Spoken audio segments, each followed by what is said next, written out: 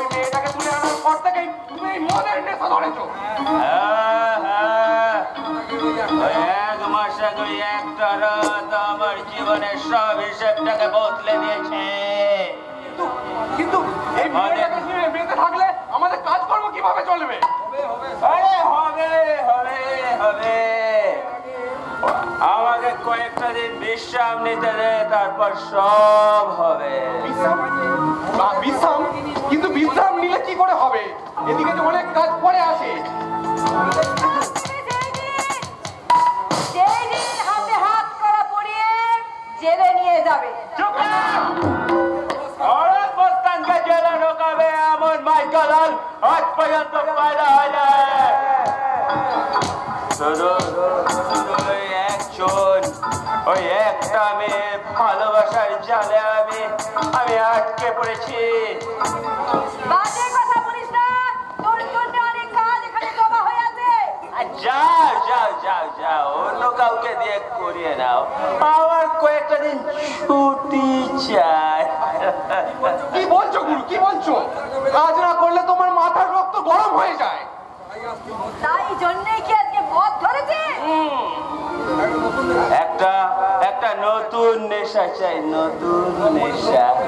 ওই সারা নম্বরের নেশা যে অনেক পুরনো হয়ে গেছে।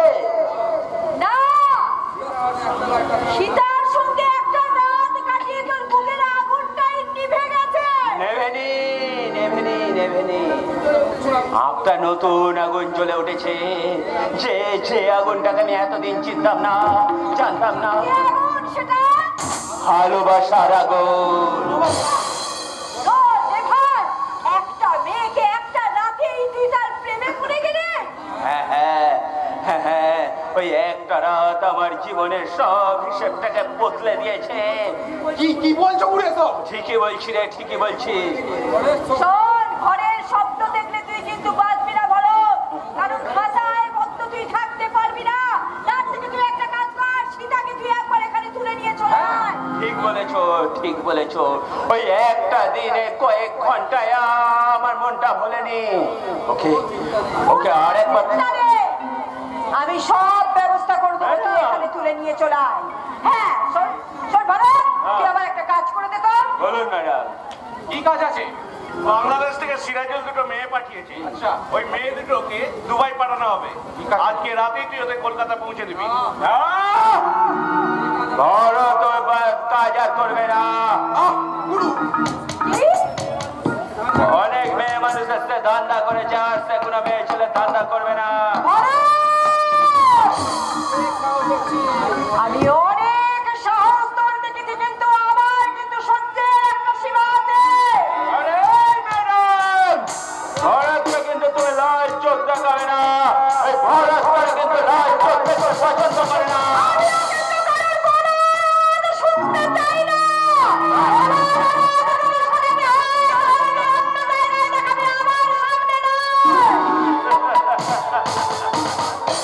কি করবে তুমি, কি করবে? মন্দাকিনী কি করতে পারে তা তোর ভালো করেই জানা আছে। তার কারণ ওই নম্বরের খেলাটা আমার হাতেই তোর ভাগ কাটবে। আমার হাতে পঞ্জর এখন অনেক বড় হয়ে গেছে ম্যাডাম। নোকে বিষ এসেছে, দাঁতে ধার হয়েছে। একদিন একদিন হয়তো তার মলিকের মাথা বুঝিয়ে দেবে।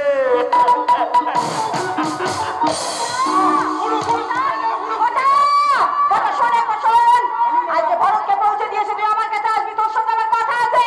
ঠিক আছে ম্যাডাম, আমি গুরুকে বাড়িতে পৌঁছে দিয়েছে, এখনই আসছি।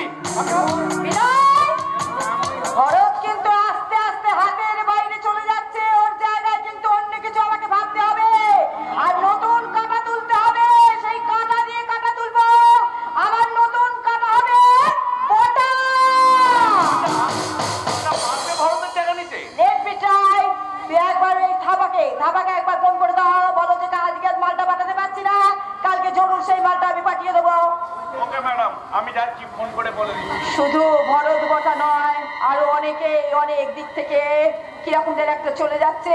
আমাকে আমাকে সবার কথায় অনেক ভাবে আমাকে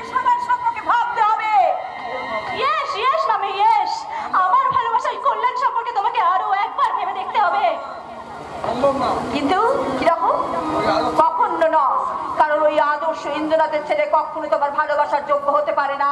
ভালোবাসার কোনো ব্যাকরণ হয় না ম্যাডাম। ভালোবাসা না মানে জাত পূজাত, ভোগ না মানে বাসি ভাত, যার সঙ্গে যার মজা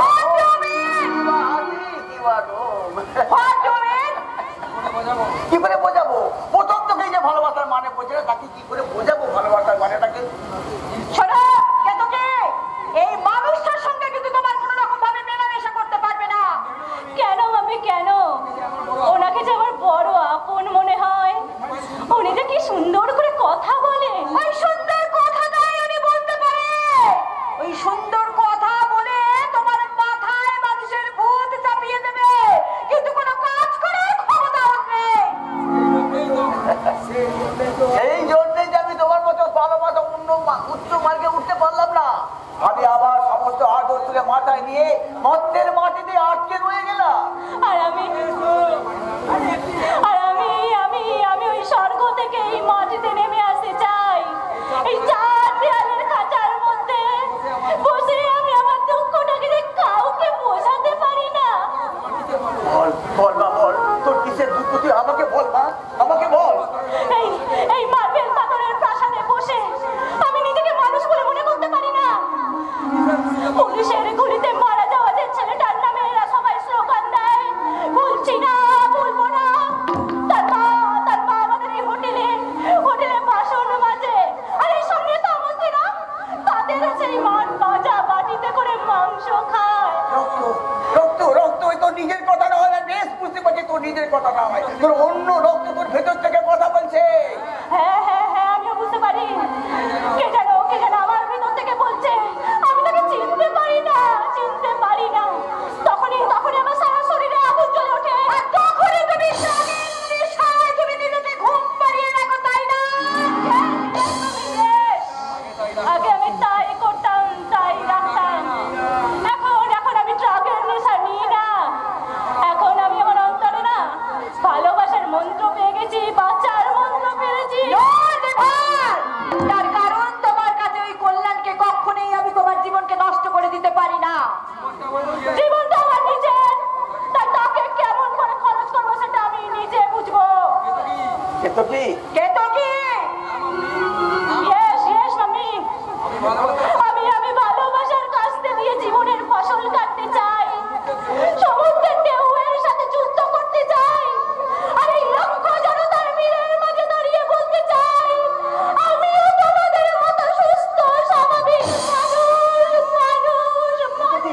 আর এর জন্য তুমি দায়ী, তুমি আমার মেয়ের জীবনটা তুমি নষ্ট করে দিচ্ছ।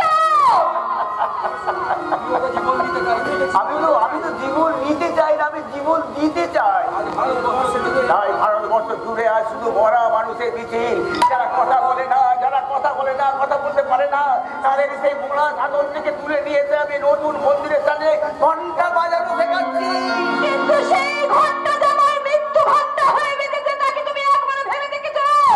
আজ তোমার কাছে জীবনে আমি কোনো কিচ্ছু চাইনি, কিন্তু আজকে আমি হাত জোর করে তোমার কাছে আমি কেতকীকে ভিক্ষে চাইছি। তার কারণ তুমি কেতকীকে আমার কাছ থেকে ফিরিয়ে নিও না। কেতকী ছাড়া আমি বাঁচবো না, আমি বাঁচতে পারি না, আমি বাঁচবো না। কারো আমি জীবন নিতে চাই না।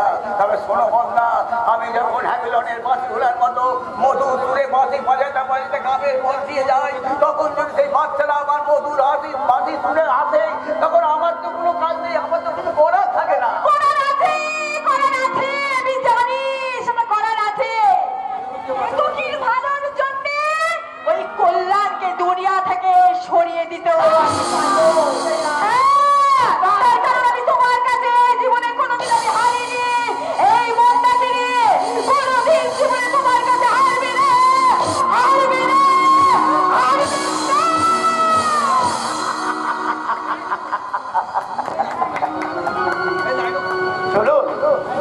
শুনুন মা জননীরা, যেটা বলছে কান দিয়ে শুনুন। সিঁদুর তো সকলেই পরে, কপাল করে ঝিলিক মারে। অন্য পথে যে যায়, স্বামী থাকতেও সে স্বামী হারা। এই যে বন্ধা কি নিয়ে স্বামী আছে কিন্তু স্বামী নেই, স্বামী আছে কিন্তু স্বামী নেই। আসলে কি জানেন তো, একজোড়া রুপুরের দাম যদি 2000 টাকা হয় তার দান কিন্তু পায়ে, 1 টাকা টিপ তার কিন্তু কপালে। ইতিহাস সাক্ষী আছে, লবণে কোনোদিন পোকা লাগে না, কিন্তু চিনিতে পোকা লাগে, এমনকি পিঁপড়েও তাকে ছেড়ে কথা বলে না। তাই কলিযুগের মানুষ মোমবাতি জ্বালিয়ে মরা মানুষকে স্মরণ করে, ওর মোমবাতি পুড়িয়ে নিবি দিয়ে জন্মদিন পালন করে। আসলে মানুষ সোজা পথে যেতে চায় না, পাকা পথকে বেশি পছন্দ করে। তাই তো কলিযুগে মদ বিক্রেতাকে বাড়িতে বাড়িতে গিয়ে মদ বিক্রি করতে হয় না, কিন্তু দুধ বিক্রেতাকে বাড়িতে বাড়িতে যেতে হয়। তার কারণ কলিতে মদে মদ, দুধে জল। আমি ভেবে পাচ্ছি না আমার বাবা একজন এমএলএ, অথচ সমাজে কত কুকীর্তি করছে, অথচ তার আমি সন্তান হয়ে কিন্তু আমি অন্যায়ের বিরুদ্ধে লড়তে পারছি না। আমি পাচ্ছি না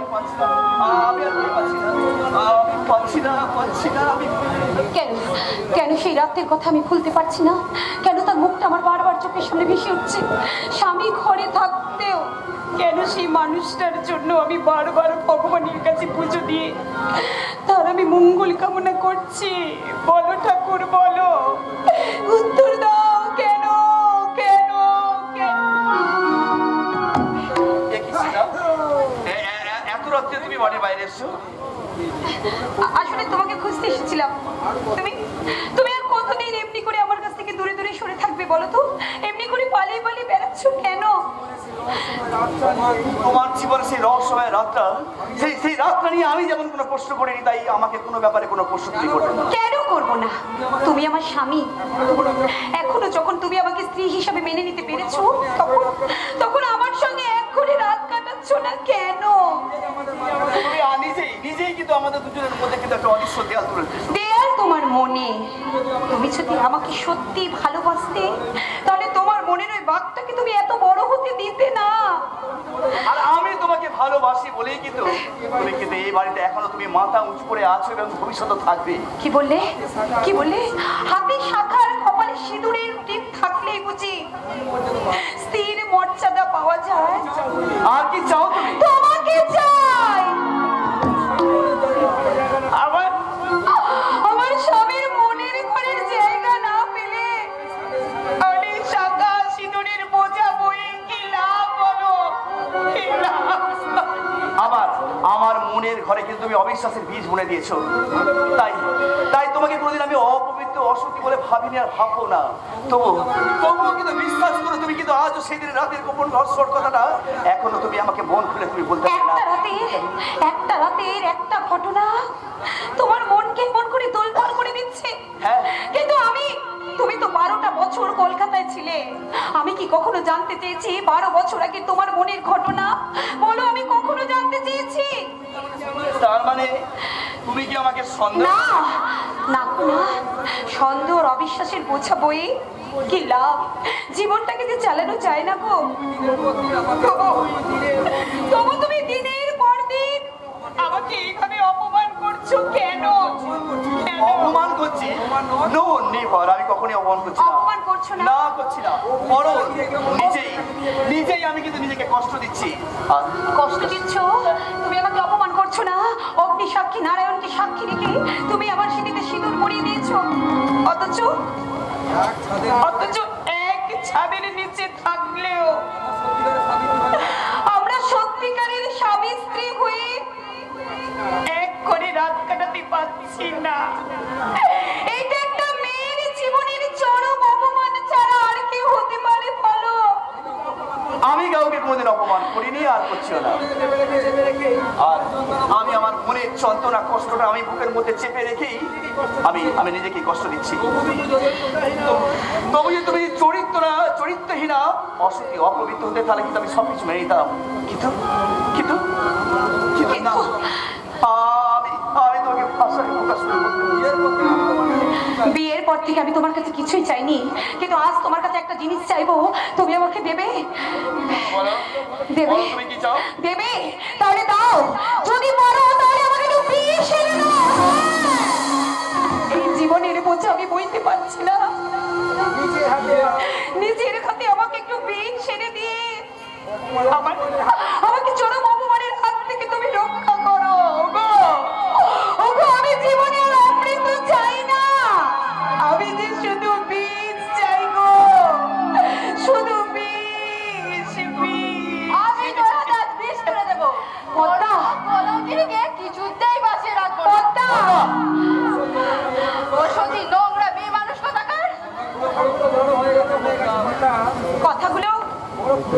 কথাগুলো বড় পুরনো হয়ে গেছে রে পদ্মা। নতুন যদি কিছু থাকে তাহলে বল। নতুন কথাই তো বলতে এলাম। দাদা, তুই কি জানিস আজ তোর বউ গর্ভবতী? গর্ভবতী? এ তুই কি বলছিস বোন? এ তুই কি বলছিস? ঠিকই বলছি। সবাইকে ফাঁকি দিলেও আমার চোখে ফাঁকি দেওয়া অত সহজ নয়। না না না, এ হতে পারে না, আমি বিশ্বাস করি না। এই কথা একদম আমি বিশ্বাস করি না। এই মিথ্যা মিথ্যা বোন, সম্পূর্ণ মিথ্যা। এটা সত্যি না মিথ্যা সেটা ওকেই জিজ্ঞাসা করে দেখ। সীতা, পদ্মা যা বলছে বলো, বলো সেটা কি সত্যি? হ্যাঁ হ্যাঁ সত্যি সত্যি। তাহলে তুমি এতদিন এই সত্যি বলে আমাকে এতদিন বলে গেলে? কেমন করে বলবো, কেমন করে বলবো? তুমি তো সব সময় আমার কাছে থাকো না, তুমি তো সব সময় আমার কাছ থেকে পালিয়ে পালিয়ে বেড়াচ্ছ। কেমন করে বলবো? বলার মুখ নেই রে ওর দাদা, বলার মুখ নেই। কারণ হিসাব মতো ওই পালিয়ে যাওয়ার সময় থেকে ওর গর্ভের সন্তান চিৎকার করে সবার মুখ বন্ধ করলেও সত্যটা মিথ্যে আর মিথ্যেটা সত্য হয়ে যাবে না। এই পাপের ফল থেকে গর্ভ নিয়ে ও সেদিন এই বাড়িতে ফিরে এসেছে। চুপ কর পদ্মা, চুপ কর। ও কথা বলিস না পদ্মা, ও কথা বলিস না। আমার গর্ভে যে এসেছে সেই বংশেরই রক্ত, তোর নিজের দাদার রক্ত নিয়ে সেই পৃথিবীতে আসবে। আমি ধর্মকে সাক্ষী করে বলছি। তোমার গর্ভ সন্তান বাবাকে তার সাক্ষী কোন ধর্ম দিতে পারবে না সীতা। এটা তোমার জীবনের অঙ্ক থেকে তার পরিচয় জানা যাবে। না না না না, আপনারা বিশ্বাস করুন, আপনারা সবাই বিশ্বাস করুন। আমি কোনো মা কোনোদিন তার সন্তানকে পরিচয় অস্বীকার মিথ্যে দিতে পারে না। তোমার মতো মেয়ে সব করতে পারে। বাবা, সেই জন্যই তুমি সেদিন ভরতের নামে কোনো অভিযোগ করনি। এই পাপের বোঝাটা তুমি আমাদের ঘাড়ে চাপিয়ে দিতে। বাবা বাবা চুপ করুন না বাবা, না। যে যাই বলুন, তবে আপনি বলবেন না বাবা, কারণ আপনি আমার বাবার মতো, আমি আপনার মেয়ের মতো। তাই আমি আপনার কাছে আমার পায়ে হাত দিলে আমার পা দুটো অপবিত্র হয়ে যাবে। হে ভগবান, তুমি আমাকে কোন অগ্নি পরীক্ষায় ফেললে ঠাকুর? আমি কেমন করে আমার এই সত্যকে প্রমাণ করব? কেমন করে? ওগো ওগো ওগো, তুমি অন্তত বিশ্বাস করো, তুমি অন্তত করে থেকো না। ওগো তুমি অন্তত কিছু বলো, এদেরকে তুমি বুঝিয়ে বলো যে এই সন্তান তোমার। আমি কি বলবো, কি বলবো? আমার বিশ্বাসের বাগানটা তুমি ভেঙে তছনছ করে দিয়েছো। হ্যাঁ, তুমি ভেঙে তছনছ করে দিয়েছো। সতীর্থা তুমি কোনো প্রমাণ দিতে পারবে না সীতা, তাই খালি হাতে এই মুহূর্তে বাইরে বেরিয়ে যাও। না, আপনারা আমাকে এত বড় শাস্তি দেবেন না। না, আজ আমি একা নই, আজ আমি একা নই। আমার গর্ভে আছে এই বংশের রক্ত, এই বংশের সন্তান। তাই এই বংশের রক্তকে অপবাদ দিয়ে আপনারা এমন করে বাড়ি থেকে দাঁড়িয়ে নেবেন না। আপনাদের রক্ত ধারায় তৈরি এক নতুন জীবন, এক নতুন মানুষ নয়, ওটা একটা পশু। বাবা জানোয়ারের সন্তান। বাবা চুপ করুন বাবা, চুপ করুন। কেউ না জানে, ভগবান জানে, এটা আপনার বংশের সন্তান। আমার গর্ভে যে বড় হচ্ছে আপনার বংশের রক্ত। তাই দয়া করে আপনার বংশের রক্তকে আপনি এমন করে গালাগাল দেবেন না। সেই গালাগাল যে আপনার গায়ে লাগবে বাবা। এত বড় কথা বলার সাহস কোথা থেকে পেলি? চল চল বলছি, এক্ষুনি তোকে আমি বাড়ি থেকে বের করে দেবো। না, বলছি। তুই একদম পারবি না। আনন্দ, কোনো মতে কিন্তু আমার বউকে কিন্তু আমি বাড়ি থেকে তাড়াতে পারবি না। হ্যাঁ হ্যাঁ বাবা, হ্যাঁ। যা ঘটেছে এর জন্য সীতার কোনো হাত নেই। দাদা। এই সমাজের কাছে কিন্তু ও বাধ্য হয়েছে ও মাথা ঠিকাতে তাদের পায়ে। তাই আমি শেষবারের মতো বলছি, সীতা এই বাড়িতেই থাকবে। হ্যাঁ হ্যাঁ, সীতা থাকবে। তবে ওর পেটের পাপটা কিন্তু কালে বিদায় নেবে। কালে একটা ভালো নার্সিংহোম নিয়ে গিয়ে ওর বাচ্চাটাকে আমি নষ্ট করে দেবো। না, কিছুতেই না, কিছুতেই না। কি বলছো তুমি এইসব কথা? হ্যাঁ, কি বলছো এইসব কথা তুমি? আমি ঠিকই বলছি। না, ঠিকই বলছো, ঠিকই বলছো। না, আমার সন্তানকে আমি কিছুতেই শেষ হতে দেবো না, কিছুতেই শেষ হতে দেবো না। তুমি তুমি আমার এই বিদেশ সন্তানের বাবা, এই সত্যটাকে তোমাকে স্বীকার করে নিতেই হবে। কি কি প্রমাণ আছে আনন্দ যে ওর বাবা? আপনি যে ওর বাবা তার কোনো প্রমাণ আছে? কোনো বাবা তার সন্তানের পরিচয় দিতে পারে না, কিন্তু মা পারে তার সন্তানের পরিচয় দিতে।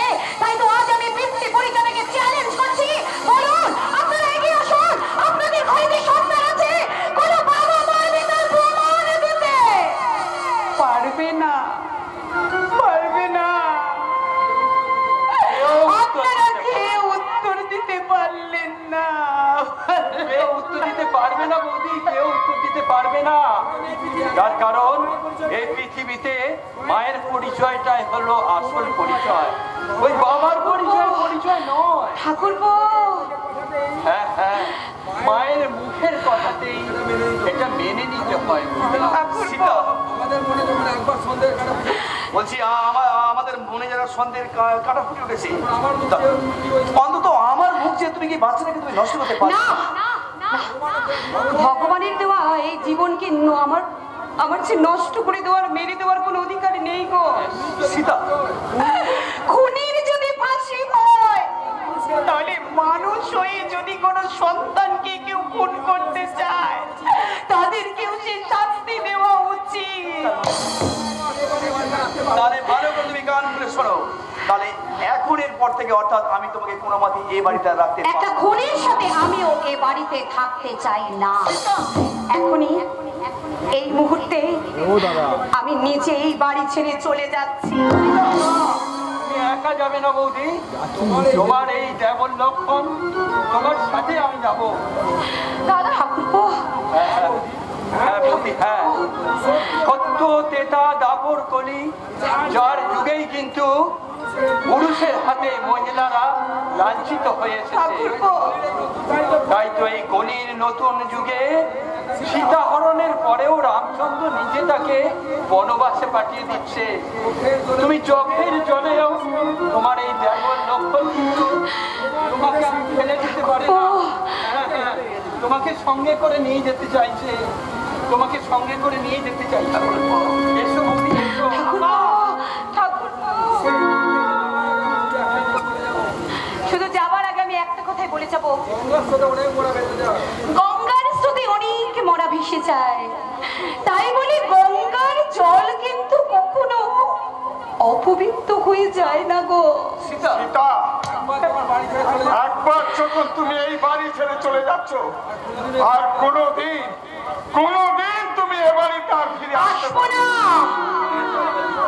গঙ্গার জল যদি কোনদিন উজানে বয়, সূর্য যদি কোনদিন পশ্চিমে ওঠে, আগুন যদি কোনদিন তার জলকে অস্বীকার করে বন্ধ করে দিতে চায়, সেদিন সীতা আমার মাথা নিচু করে এ বাড়িতে ফিরে আসবে। তার আগে নয়, তার আগে নয়। তোর জন্য দাদা, শুধুমাত্র তোর জন্যই বৌদি এতগুলো কথা শুনে গেল। এর জন্য না তুই দায়ী, হ্যাঁ হ্যাঁ, তুই দায়ী। একদম ঠিক কথা বলছিস তুই ঠিক বলেছিস। আমি দায়ী, আমি দায়ী। কারণ এই সমাজে, সংসারে, এমনকি আমার নিজের বাড়ির মধ্যে এত কিছু ওই অন্ধকারের যে কাজ চলছে, কত অন্যায়, কত পাপকে চলছে, অত সবকিছু দেখেও কিন্তু আমি কিন্তু কোনোদিন কোনো প্রতিবাদ করতে পারিনি। আর হ্যাঁ, আর যে সমস্ত সংসারে এই আমার মতো এই বাবার জন্মগ্রহণ হবে, সেই পৃথিবীতে কিন্তু সমস্ত সুখ, শান্তি, স্বাচ্ছন্দ্য কিন্তু ছাড়িয়ে চলে যাবে। তাই বলছি বাবা, তোমাদের জন্য কিন্তু এই সমাজ আজ তৈরি হয়েছে। এই ঘরে ঘরে এই ভট্টমস্তানের দল, এই ভট্টমস্তানের জন্য কিন্তু এই সমাজে অন্ধকারে অত্যাচারিত করে একটা তজ্জল করে দিচ্ছে। তাই বলছি তুমি সত্যিকারের বাবা হলেও তুমি কিন্তু তোর চরিত্র হিসাবে you are the culprit, you are the culprit। Anand বলে গেল আমরাই নাকি কালপি? তাহলে সত্যিই কি আমরা কালপি?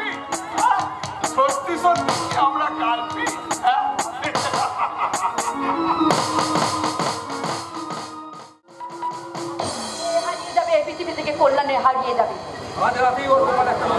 আজকে আর তাকে একটা নম্বর লাগাতে হবে। ঠিক আছে ম্যাডাম, কোই বাত নেই, আজ রাতেই ওই কল্যাণের মাথায় একটা নম্বর লাগিয়ে দেবো। বাহ, সাবাস। ঠিক মতো কাজ করতে পারলে ভরতের জায়গায় আমি তোকে বসিয়ে দেবো। গুরুর জায়গায় কেউ বসতে পারবে না ম্যাডাম। দুদিন একটু ঠান্ডা মাথায় বসে আছে, ওই ডক্টরের নেশা মাথায় চাপলে আবার ঠিক ফিরে আসবে। সংসারের নেশা মাথায় চাপলে আমাদের লাইনে কেউ আর ফিরে আসতে পারে না। সীতা ওর গাড়ি থেকে উঠেছে আর ও এখন সেই সব নিয়েই মজে আছে। গুরু যে হঠাৎ কেন এই প্রেম পীড়িতের খেলা নিয়ে বলছিল কে জানে। নিয়তি কখন তার মৃত্যু কামনা করে তা কেউ বলতে পারে না। এবার মরবে, এবার ভরত মরবে, নয় জনগণের হাতে মরবে আর নয় পুলিশের গুলিতে মরবে। ম্যাডাম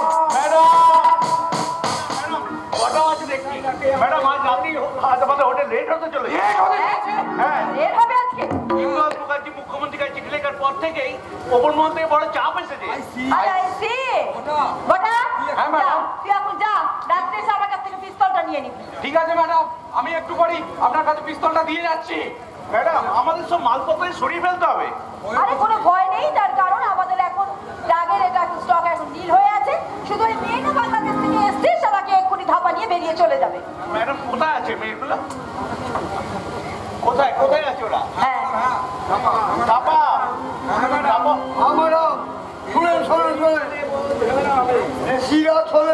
ঝামেলা হবে। শুনলাম রাতে নাকি হোটেল রেল হবে। তোমাকে ওই সব নিয়ে ভাবতে হবে না, তুমি তাড়াতাড়ি টাকাটা দাও। জানতে হবে। ম্যাডামকে টাকাটা দিই। দিচ্ছি। দিল। আরে পুরো 50,000 আছে। ভালো করে দিলেই। শুনুন, এটা দিয়ে যাচ্ছে আর বেশ কিছুদিন এখানে আসবেন না, আমাদের কারবারে খবর থাকবে। আপনি যেমন বলবেন তাহলে আমি চলে গেল। চলো চলো চলো। আরে কি হলো আমার পুরো কেন আমি শুনতে একটা প্রশ্ন করি না। কিন্তু যাওয়ার আগে নিজের মাকে তো একটা প্রণাম করে যেতেই হতো। Yes, আমি yes। যাকে তুমি একটু আগে 50,000 টাকায় বিক্রি করে দিয়েছো। সেই বাংলা মেয়েটা কোথায় গেল? পিঠা চাপা এসব পাগলামের মানেটা কি আমি জানতে পারি? আমি নিজেই তাকে ওই রুম থেকে বের করে তার বোরখা ওখানে বসেছিলাম। কিন্তু আমি কি জানতে পারি এইসব করার কারণটা কি? অনেক মায়ের কোল খালি করে তুমি অনেক মেয়েকে তুলে দিয়েছো। তাদের মায়ের মনগুলো কেমন হয় সেটাই তোমাকে বোঝাতে চেয়েছিলাম আমি। রাবিশ বাবা, এরা তোমার টাকা। টাকা আপনি ফেরত নেবেন না। একবার আপনাদের ব্যবসায় লেনদেন হয়ে গেলে টাকা আর ফেরত দিয়ে যায় না। চলুন, নিয়ে চলুন।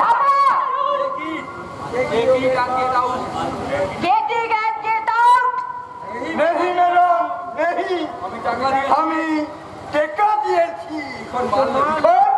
মাল চাই কিন্তু আমার মেয়ে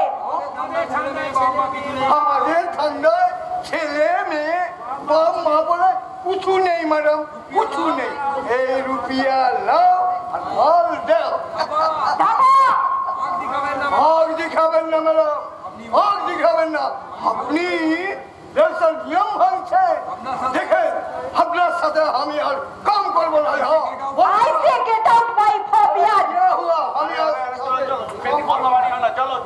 আচ্ছা, আমি কেতকি আজকে তোমার কাছ থেকে আমি স্পষ্ট কয়েকটা কথা উত্তর জানতে চাই। এইসব করার কারণ কি? এইভাবে লোকের সামনে তুমি আমাকে অপস্তুত করলে কেন? আমি চাও কি তুমি? আমি কিছুই পাই না। শুধু এই হোটেলের ম্যাডামের ভেতর থেকে আমার মাটাকে খুঁজে বের করতে চাইছে। আমার সে মিনিংলেস কথাবার্তা। এটাই যে আমার জীবনের সব থেকে বড় সত্য মা। তুমি এদের ছেলে মেয়েদের ড্রাগ সাপ্লাই করতে, সেই জন্য তো আমি ড্রাগসের নেশা ধরেছিলাম। তুমি কি জানো যে ওরা মেয়েদের নিয়ে গিয়ে কি করে? তুমি তো জানো, তবু তুমি দিনের পর দিন কত মেয়েকে তুমি ওদের হাতে তুলে দিয়েছো মা। আরে তুমি নিজে মেয়ের সেটা করতে পারলে না। আমি পারবো না, আমি কোনোদিন করতে পারবো না। তার কারণ আমি যে তোমাকে ভালোবাসি, আমি নিজের থেকে যে তোমাকে বেশি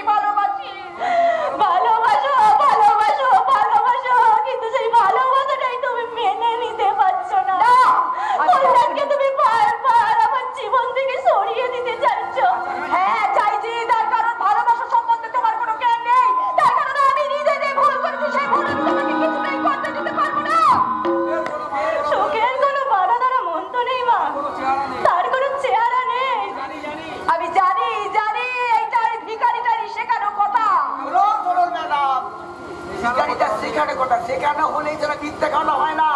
আর গলা বাজিয়ে বললে মিথ্যেটা সত্যি, সত্যিটা মিথ্যা হয়ে যায় না ম্যাডাম।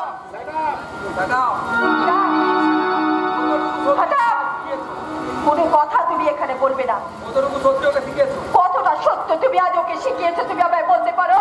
তুমি কি একবার ওর কাছে বলেছো যে মন্দাকিনী একদিন জীবনে একটা ভালোবাসা চেয়েছিল? কখনো কি তুমি বলেছিলে যে সত্য আর আদর্শকে সে গাছ ছড়া বেঁধেছিল?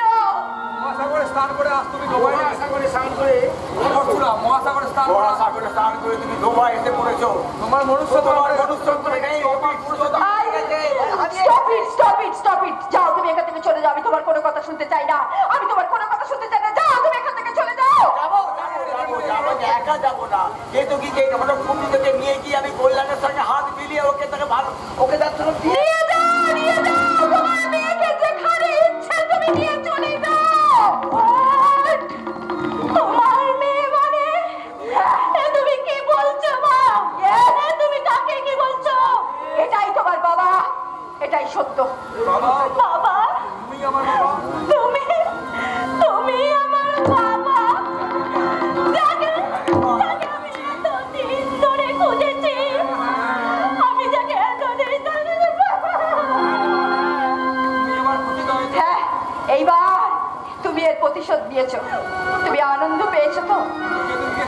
কেতুকিকে ছেড়ে দিল। আমি কিন্তু তোমাকে কিছুতেই ছাড়বো না। তার কারণ এতদিন তোমার সাথে যুদ্ধ করেছি, সেই যুদ্ধে আমি কখনই হার মানবো না। সেই যুদ্ধে আমি জিতবই। কিছুতেই আমি তোমার কাছে হার মানবো না, কিছুতেই না।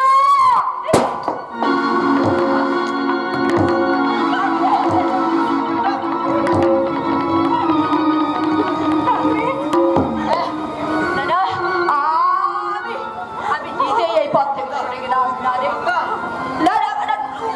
উপায় ছিল না। কেতুকি, আমি তো তোমাকে কোনোদিন ভালোবাসতে পারিনি মা হিসেবে। তুমি আমার বুকে এসো। আমি তোমাকে একটু মাথায় হাত বুলিয়ে দিয়ে আমি তোমাকে একটু ঘুম পাড়ানি গান শুনিয়ে দিই। রাতের নামে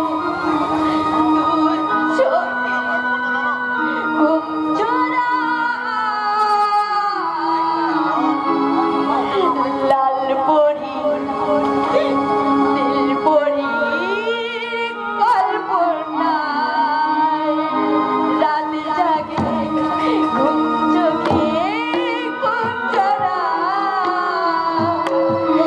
লাল পরি নীল পরি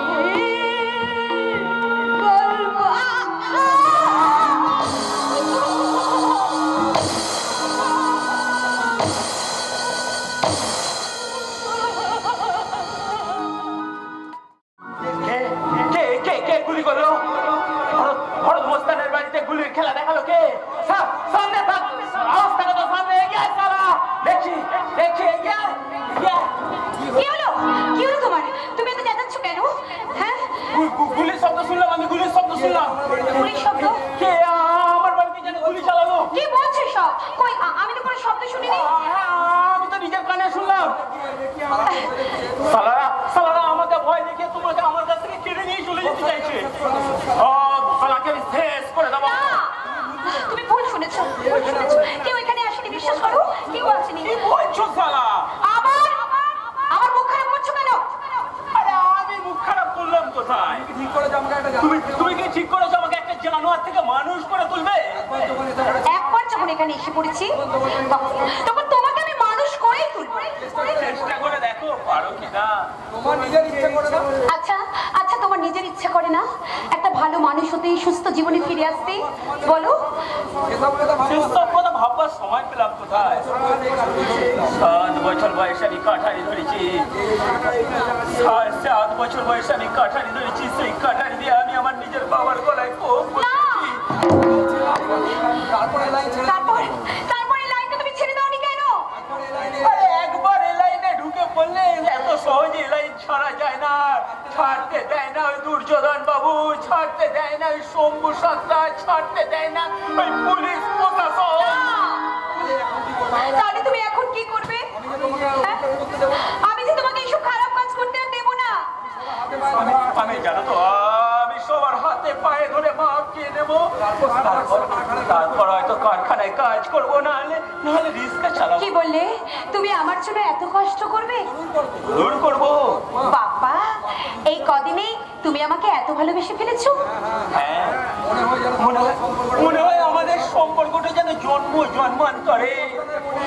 একটা খুনি মস্তানির মনে এত ভালোবাসা জমা হয়েছিল, আমি ভাবতেই পারিনি। রক্তের মধ্যে আমার লুকিয়েছিল। হ্যাঁ, কিন্তু তুমি সত্যি করে বলো তো, আমাকে এই ভালোবাসার জালে আটকে দিয়ে কেটে পড়বে না তো? না গো না, আজ তুমি ছাড়া যে আমার পৃথিবীতে আপন বলতে কেউ নেই। তুমি তো আমার একমাত্র আশ্রয়, তাই তোমার শেষ আশ্রয় ছেড়ে আমি কোথাও যাব না, আমি কোথাও যাব না। আমিও তোমাকে চমৎকার, সুন্দর, এই তোমার আসল চেহারা। এই শালা! আরে একটা কথা বলবি না? একদম চুপ, কোনো কথা তুমি বলবে না। যা বলবার ওকে আমি বলবো। এরপর তুমি আর কি বলবে? গতকাল তোমার চোখে জল দেখে মনে হয়েছিল তোমার মনের মধ্যে একটা সত্যের জোর আছে, তাই তো আমি বাবার বিরুদ্ধে গিয়েও আমি ছুটে এসেছিলাম তোমাকে আমি ফিরিয়ে নিয়ে যাবো। তুমি কি করে ভাবলে যে তুমি ফিরিয়ে নিতে চাইলে আমি তোমার সঙ্গে ঘরে ফিরে যাব? আগে তাই ভেবেছিলাম, কিন্তু এখানে এসে সমস্ত ব্যাপারটা শোনার পর আমার মনের ব্যাপারটা পরিষ্কার হয়ে গেল। নতুন করে তোমার মনে আর কি পরিষ্কার হবে? এই সন্দেহ করেই তো তুমি আমাকে বাড়ি থেকে তাড়িয়ে দিয়েছিলে। তাড়িয়ে দিয়ে আমি ভুল করেছিলাম সীতা, বাবা, আরো বড় শাস্তি তোর পাওনা ছিল। বাবা, বাবা, হ্যাঁ রে হ্যাঁ সীতা, আমিও তোর চোখের চলার মায়ায় ভুলে তোকে আমি ভুল করে বুঝতে পেরেছিলাম, কিন্তু যখন শুনলাম যে তুই ওই বদমাইটার হাত ধরে উঠেছিস, তখন তোর চরিত্রটা বুঝতে আমার বাকি রইল না। আমার সামনে দাঁড়িয়ে সীতাকে যা তা কথা বলবে না বলে দিচ্ছি। বেরিয়ে যান, এ বাড়ি থেকে বেরিয়ে যান বলছি। লজ্জা বদমাইশ কোথাকার, পরের বউয়ের সঙ্গে নষ্টামি করে আবার গলাবাজি করা হচ্ছে।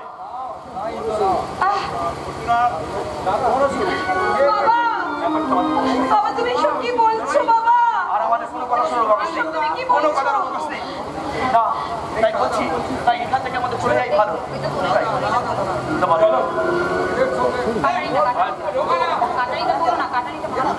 আজ থেকে 7 বছর আগে আমার বয়স যখন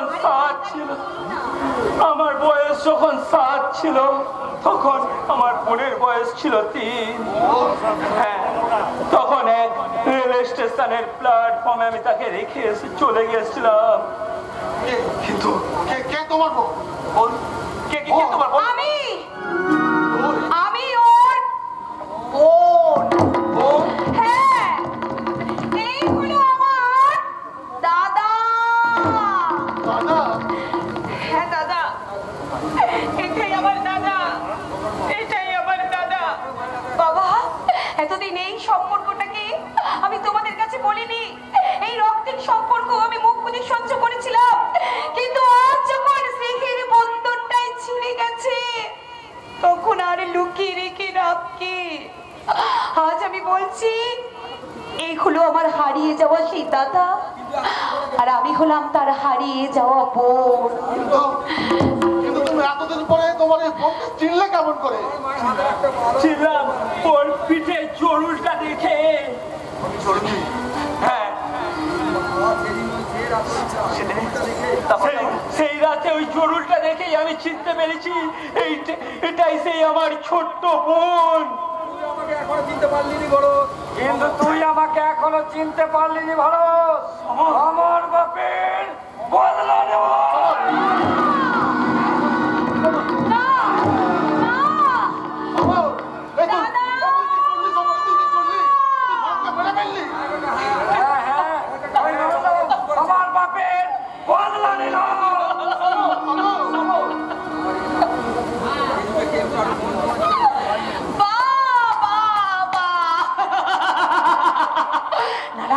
না না, এই যুগে কেউ কারো বোন নয়, এই যুগে কেউ কারো দাদা নয়, এই যুগে মা বাবা সন্তান পরিচয় কিছু নেই, কিচ্ছু নেই, কিচ্ছু নেই, সম্পর্কের কোনো নামই নেই। তাই তো আমার দাদা চলে গেছে। এই জীবনটাকে আমি এই বিষকে